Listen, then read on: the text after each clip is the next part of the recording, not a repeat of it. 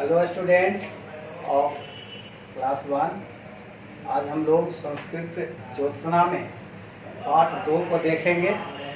पाठ 2 में जो है आपको व्यंजन वर्णों की जानकारी लेनी है। यहाँ पर आप देख रहे हैं व्यंजन हल वर्ण लिखा गया है। हलंत वाले वर्ण होते हैं। जिन वर्णों का उच्चारण स्वर वर्णों की सहायता से होता है उन्हें व्यंजन या हल वर्ण कहते हैं। आप यहाँ पर देख रहे हैं व्यंजन को हल वर्ण लिखा गया है। संस्कृत भाषा में संयुक्त व्यंजनों सहित 37 व्यंजन होते हैं जो निम्नलिखित है। आप यहाँ पर देख रहे हैं वर्ग बना हुआ इधर व्यंजन वर्णों का समूह है।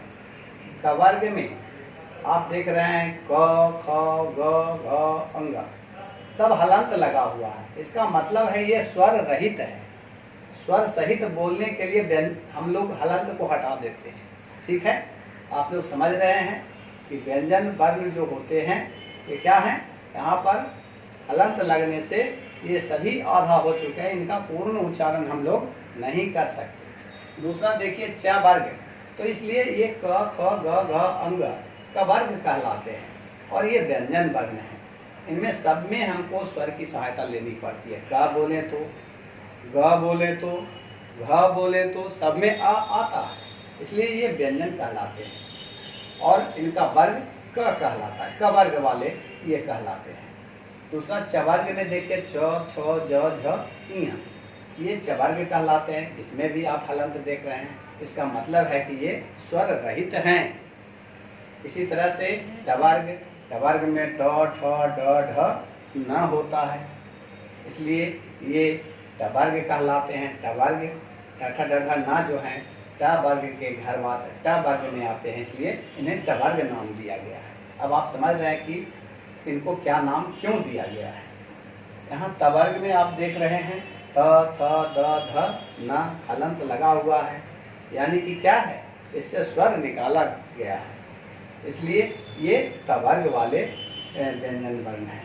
प वर्ग में देखिए प, फ, ब, भ, म इसको पढ़ते हैं और ये फिर ये भी उसी तरह से हैं। हलंत लगने का मतलब है स्वर रहित हैं और ये प वर्ग कहलाते हैं। अंतस्थ व्यंजन में य, र, ल, व ये अंतस्थ में 4 आते हैं। इनको अंतस्थ व्यंजन में अंतस्थ व्यंजन कहा जाता है। उष्म व्यंजन जिनके उच्चारण में मुंह से उष्मा निकलती है वो हैं तालव श, मूर्धन स, दंत स और ह। ये उष्म व्यंजन कहलाते हैं क्योंकि गर्म भाप निकलती है मुंह से। संयुक्त व्यंजन ये जो आप देख रहे हैं छ, त्र, ज्ञ और स्र ये संयुक्त व्यंजन कहलाते हैं, चूँकि ये 2 व्यंजनों के मेल से बने होते हैं। तो अब हम लोग समझ रहे हैं कि अंतस्थ में कौन कौन है, उष्म में कौन कौन है, संयुक्त व्यंजन में कौन कौन है। अब देखिए यहाँ पर क्या बताया गया है। संस्कृत वर्णमाला में क हलंत से म हलंत तक के 25 वर्णों को स्पर्श व्यंजन कहते हैं। यानी क वर्ग से लेकर के प वर्ग तक के आप जो देख रहे हैं ये 25 जो हो गए, तो ये आपको क्या कहलाते हैं, तो ये आपको स्पर्श व्यंजन कहलाते हैं। ये ध्यान में रखना है, चूँकि इनमें जीवा किसी न किसी रूप में मुख को स्पर्श करती है। इन व्यंजनों को 5-5 वर्णों के 5 वर्गों में विभाजित किया जाता है। जैसा कि आपने देखा सब 5-5 की संख्या में ये हैं। देखिए 5 की संख्या में इस तरह से, तो 5, 10, 15, 20 और 25 जो हैं ये आपको स्पर्श व्यंजन कहलाते हैं।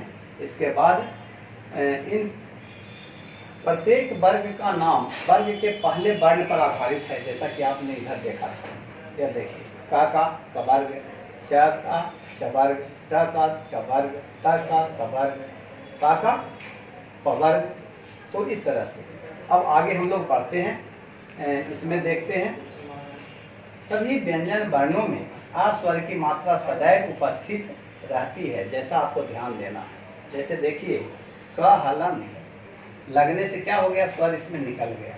तो क जो आ मिल करके ही हम लोग क उच्चारित करते हैं।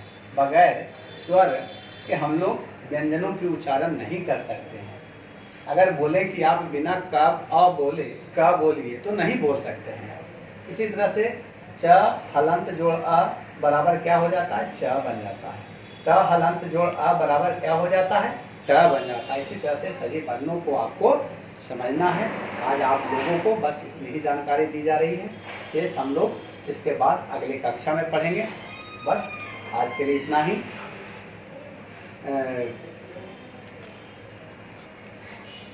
आप तो इसको आप लोग क्या करेंगे, अपने फेयर कॉपी में भी डालें तो बहुत अच्छी बात है। जिस तरह से लिखा हुआ इस तरह से आप हेडिंग वगैरह दे करके ढंग से यदि आप अपनी कॉपी में लिखते हैं और साथ साथ इसको क्या करेंगे, रिवाइज करेंगे, दोहराएंगे। तो बस आज के लिए इतना ही, धन्यवाद।